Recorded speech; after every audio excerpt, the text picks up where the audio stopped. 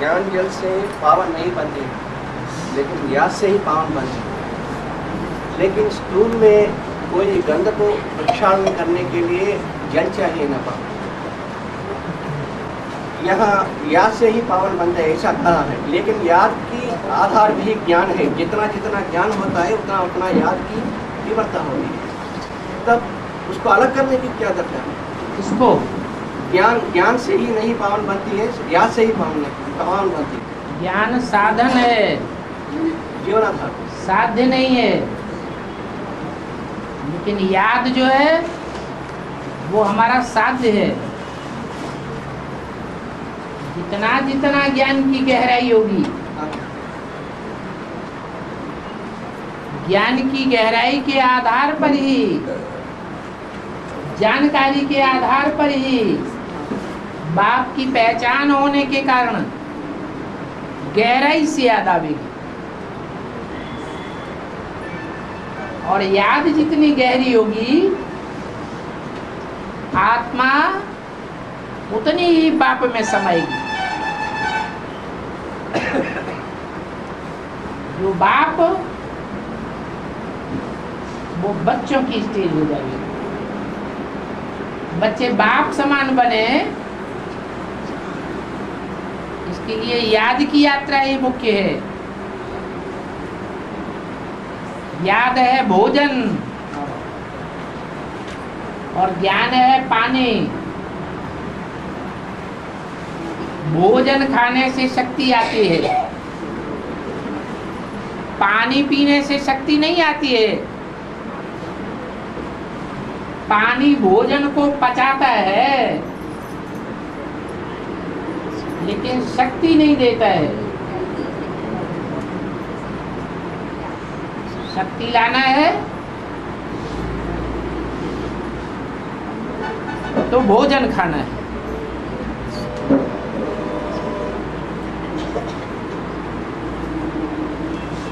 ये याद की यात्रा अन्न है। ठीक है, लेकिन जो ज्ञान भी इसमें अंतर्भाग है ना, साथ में अंतर्भाग है। ज्ञान दाता और ज्ञान में अंतर है। वैसे ही याद और ज्ञान में अंतर है। ज्ञानदाता एक है,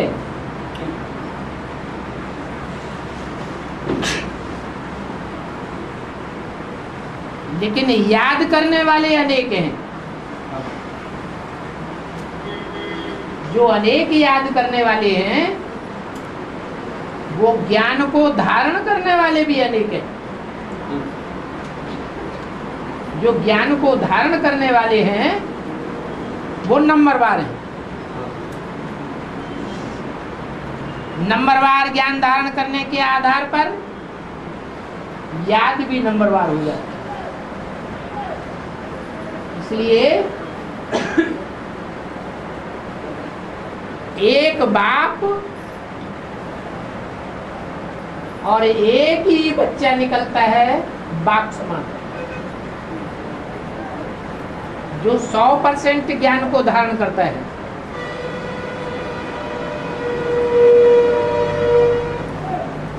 अंतर क्यों पड़ गया? एक बाप आकर के सब बच्चों को एक ही ज्ञान सुनाते हैं। कोई अंतर पड़ता है?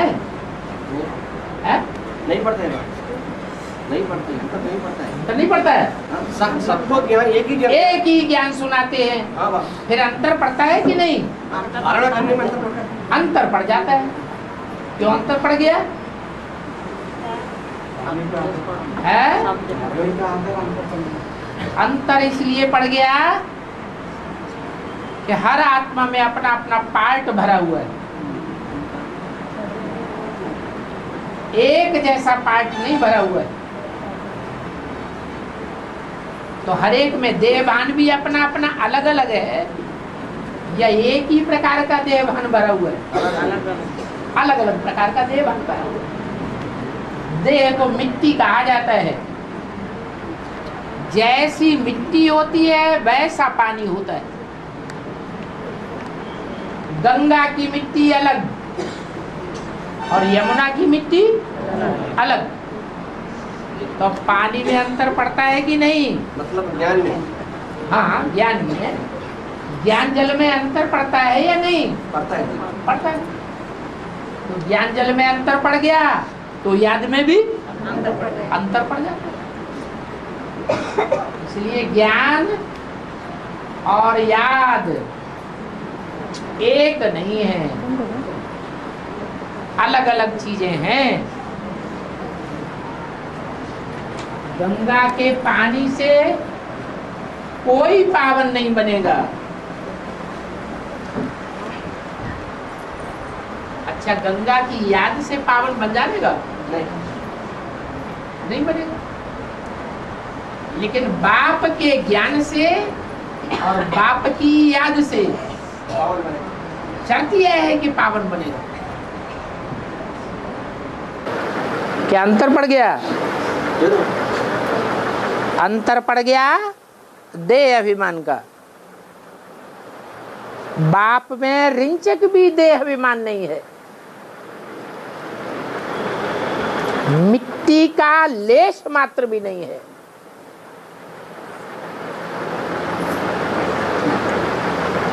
बल विद्वान आचार्यों ने कह दिया है कण कण में व्यापी है, परंतु वास्तव में वो कण कण में व्यापी होकर रहता ही नहीं है।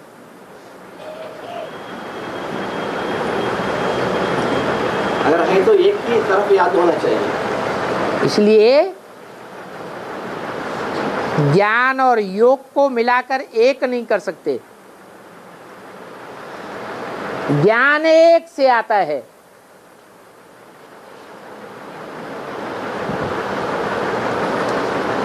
और याद हम करते हैं, आती नहीं है। और हम उतनी ही याद कर पाएंगे जितना हमारे अंदर प्यार भरा होगा। अब भी विचारी प्यार,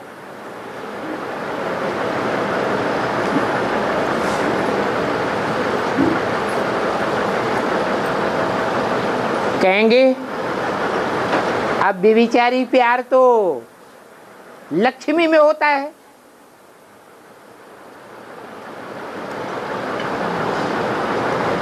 फिर लक्ष्मी में अब विचारी प्यार होता है तो याद की यात्रा भी लक्ष्मी में जास्ती होनी चाहिए।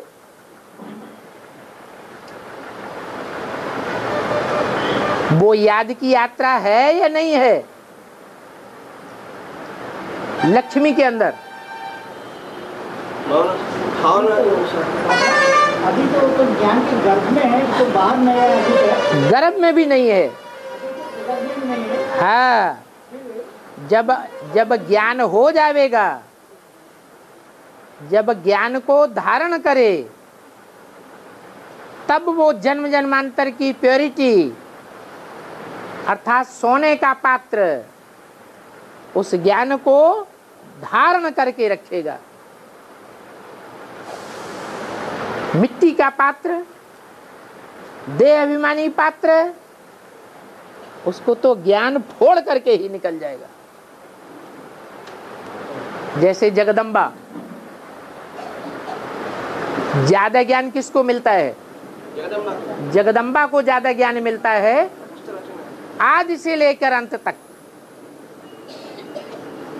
या लक्ष्मी को ज्ञान मिलता है आदि से अंत तक, जगदम्बा को मिलता है।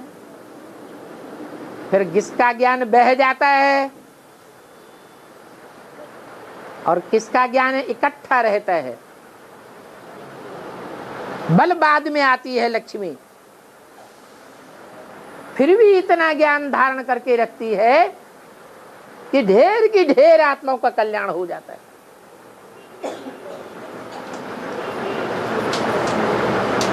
ये विविचारी और अविविचारी ज्ञान की कमाल है।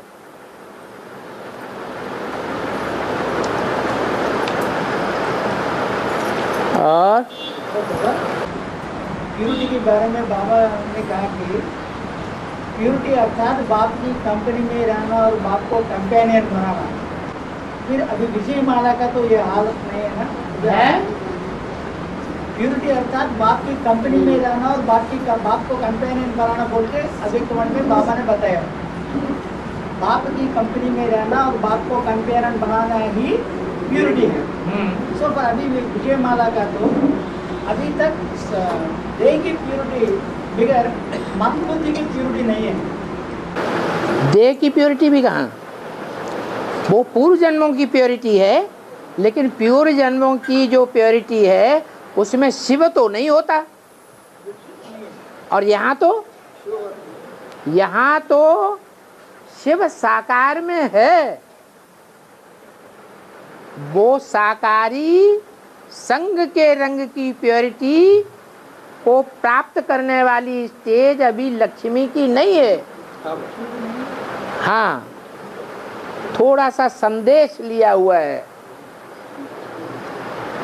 बीके वालों ने जैसे लिया हुआ है, उनमें भी नंबरवार हैं। जो इंचार्ज हैं उनके पास सारा लिटरेचर पहुंचता है, उनको डायरेक्शन मिले हुए हैं, सारा छुपा के रख दो, जला दो।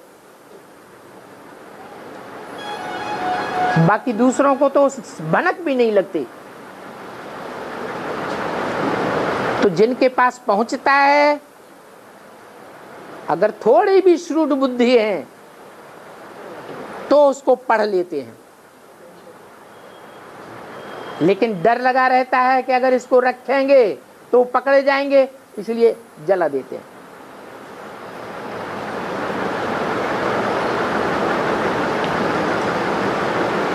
और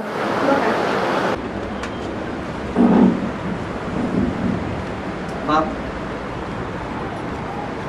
विष्णु में जो 5 आत्मा है, राम और कृष्ण और उनका सहयोग है। हाँ जी, इस 5 आत्मा को अंतिम जन्म में स्थूल रूप में ब्राह्मण जन्म मिलना, ब्राह्मण जन्म लभ्य होना, वो उसका भी पूर्व जन्म का हिसाब किताब भी नहीं। स्थूल रूप में 5 आत्मा है, स्थूल रूप में ब्राह्मण बनते हैं। जो राम उसका भी तो पूर्व जन्म का मतलब हिसाब किताब होता ही है। हाँ जी, वो एक तरफ लक है ना, है एक तरफ लक है ना, लक माना पाछू है, भाग्य है, भाग्य। सृष्टि परिक्रिया की आदिकालीन आत्माएं हैं ना, जो आदि में थे वो ही अंत तक हैं। तो आदि में कौन सा वर्ण होता है? ब्राह्मण वर्ण। तो ब्राह्मण वर्ण आदि में भी, तो लाजमी है कि अंत में भी कम से कम कोई तो आत्माएं चाहिए। प्रायः लोप होता है, संपूर्ण लोप तो नहीं होता है। तो प्रायः लोप के हिसाब से ब्राह्मण वर्ण के स्वभाव संस्कार नंबरवार 5 आत्माओं के अंतिम जन्म तक रहते हैं। वो भी एक जैसे ब्राह्मण नहीं है, हैं तो नंबरवार। और ऐसे कुछ बच्चों को भी ऐसे स्थूल रूप में तो ब्राह्मण जन्म मिलना, वो भी एक भाग्य है, लेकिन पार्ट भी खुले ना। ब्राह्मण जन्म तो है, लेकिन 9 कुरियों में से पहली कुरी में है, सेकंड नंबर में है, थर्ड नंबर में है, 4th क्लास में है, या इन चारों से ऊपर हैं। एक्स्ट्रा ऑर्डिनरी ब्राह्मण हैं। ये भी तो देखने में तब आवेगा जब संगम युग में उनका श्रेष्ठ जो पार्ट है वो खुले। ये 5 आत्माओं के तो पार्ट खुल गए, इस आधार पर कहा गया। जब तक पार्ट नहीं खुलते हैं तब तक कोई भी ब्राह्मणों के लिए यही कहेंगे कि कोई भी ब्राह्मण नहीं है, अंतिम जन्म में सब क्या हैं? शूद्र हैं। सब शूद्र हैं। अभी की बात छोड़ दें, 500 साल पहले ही लिख दिया तुलसीदास ने अपने अनुभव के आधार पर जिंदगी में, भय वर्ण शंकर सब है, सारे ही वर्ण शंकर हो गए, शूद्र हो गए। तो 500 साल के बाद तो और बुरी हालत हो जाती है।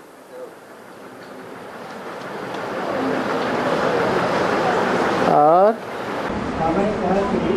संकल्प और विचारों में एक रहकर आगे बढ़ना और आगे बढ़ाना, इसी से जो पहली अभिवाणी में आए संकल्प और विचारों। संकल्प विचार एक ही बात, संकल्प करना और विचार करना एक ही बात। संकल्प तो अनेक मनन चिंतन करना माने विचार करना। हाँ। उसमें एक रहकर आगे बढ़ना और बढ़ाना बोल के बाबा ने कहा। संकल्पों में एक स्टेज हो जाए। संकल्प और विचारों में एक स्टेज है। अंततः तो संकल्प उचित भी आती है, अनुचित भी आती है। विचार भी उचित आते हैं, अनुचित भी आते हैं, एक ही बात है। हिंदी में जिसे विचार कहा जाता है उसी को संकल्प कहा जाता है। और हैं में आया संकल्प और विचारों में, इसलिए समझाने के लिए बता दिया। तो बाबा 1827 में बाबा ने बताया कि आत्मा अलग है, आत्मा जीव में प्रवेश करने वाला जीव अलग है। जीव तब कहते हैं जब आत्मा जीवन में आ जाए। जीवन में आ जाए माने जीता जागता हो जाए, चैतन्य बन जाए। आत्मा परम धाम में है तो जीव नहीं है, चैतन्य नहीं है, जड़ है। सुप्रीम सोल भी जड़ है और मनुष्य आत्माएं भी जड़ हैं, पशु पक्षी की आत्माएं भी परम धाम में जड़ हैं।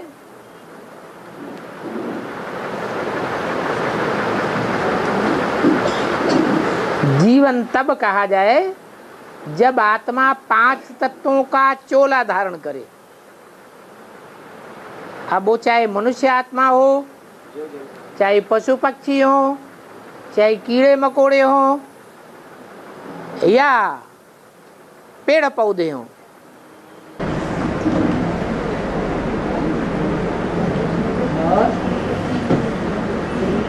बाकी का तो पिंड भी चैतन्य होता है। जैसे एक बूंद खून है, खून में ढेर सारे कीटाणु होते हैं, ऐसे ही वो पिंड में ढेर के ढेर कीटाणु हैं। उन कीटाणुओं को मनुष्य आत्मा नहीं कहेंगे,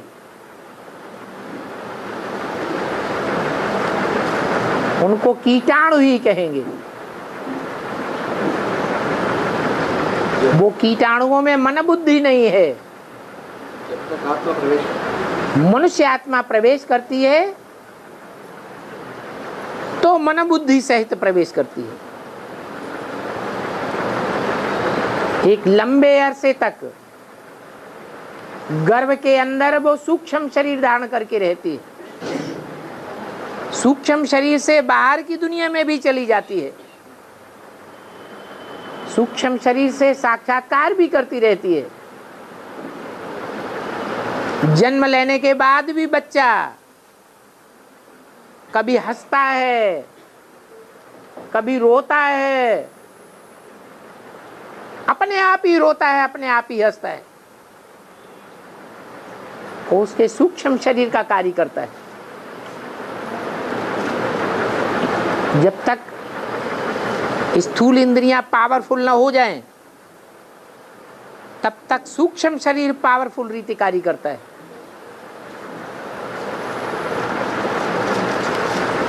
और ब्राह्मण की दुनिया में निवृत्त मार्ग वाले ही राज्य कर रहे बोलते बाबा ने। ब्राह्मण की दुनिया में निवृत्त मार्ग वाले ही राज्य कर रहे हैं अभी।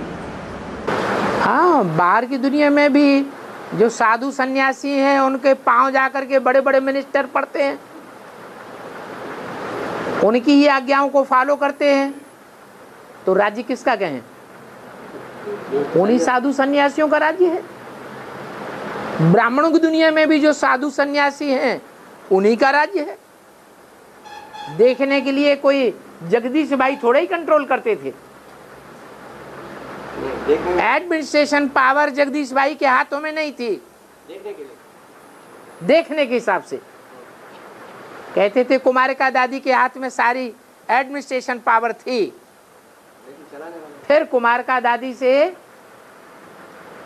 कलकत्ते के रविंद्र भाई ने कंपिल में भट्टी करने के बाद बात की, दादी ये एडवांस पार्टी अगर ऐसे ही चलती रही तो एक दिन ब्रह्मा कुमारी ईश्वरी विश्वविद्यालय खलास हो जाएगा। दादी ने कहा मैं क्या कर सकती हूँ, जगदीश भाई से जाके बात करो। तो एडमिनिस्ट्रेशन पावर किसके हाथ में है? क्या कहा जाए? जगदीश भाई के हाथ में।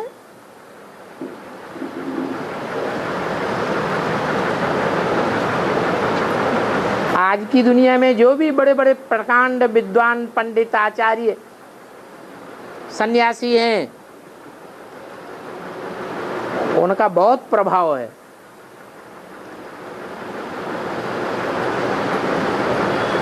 गवर्नमेंट के भी ऊपर प्रभाव है। बड़े बड़े पूंजीपतियों का इतना प्रभाव नहीं है, क्योंकि पूंजीपति भी उनके चरणों में जाकर के लौटते हैं।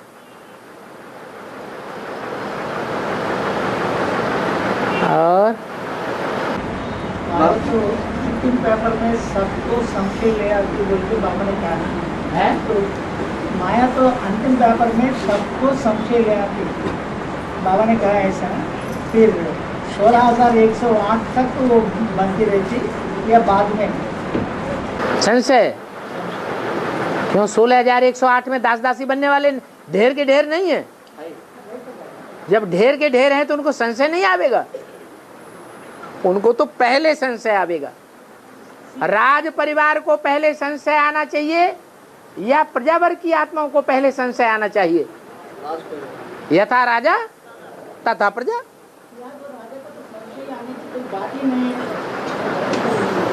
वो राजा नहीं है, वो बेताज बादशाह है, वो भगवान का साकार स्वरूप है, भगवान भगवती है, वो कंट्रोलर नहीं है, वो राजाई नहीं करते। प्रैक्टिकल जीवन में बाबा क्या बन करके आता है? बच्चे, I am your most obedient servant, न कि राजा बन करके आता है। और ये नियम है जो संगम युग में सन 36 से लेकर 2036 तक जितनी राजाई कमाई लेगा, राजाई चलाए लेगा, वहां उसकी राजाई कट हो जाएगी। यहां जितनी सेवा कर लेगा उतनी वहां राजाई बढ़ जाएगी। तो ज्ञानी आत्मा तो वो है जो यहां कोई के ऊपर कंट्रोल न करे, रिक्वेस्ट से काम करे, सेवाधारी बन करके काम करे।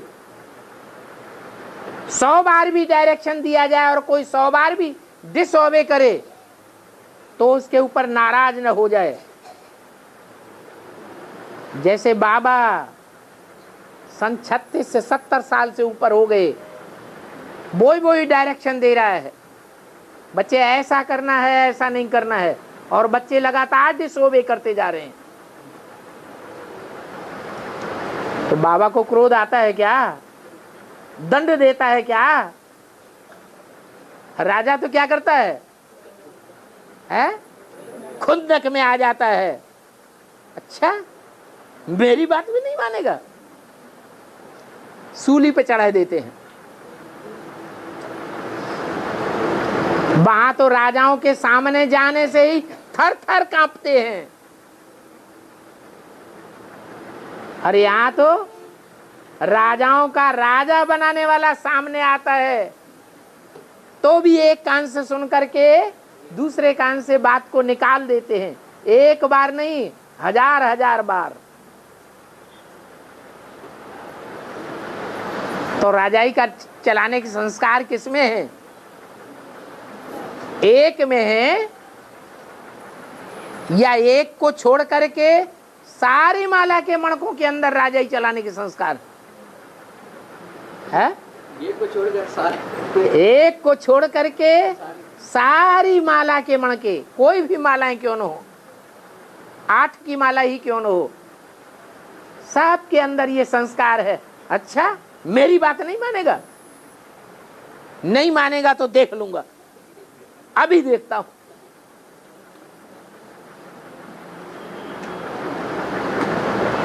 तो ये आर्डर चलाना, राजाई करना, ये ब्राह्मणों का संस्कार नहीं है। ब्राह्मणों का संस्कार क्या है? मुख्य पहला पढ़ना पढ़ाना, सेवा करना। पढ़ना भी है पढ़ाने के लिए, और पढ़ाना भी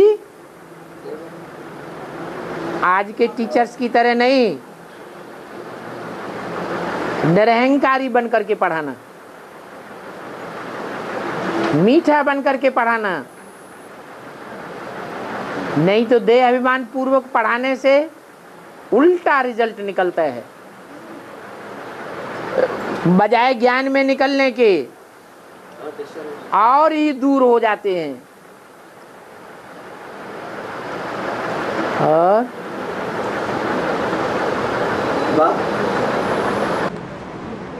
सद्गुरु धर्मराज और खाली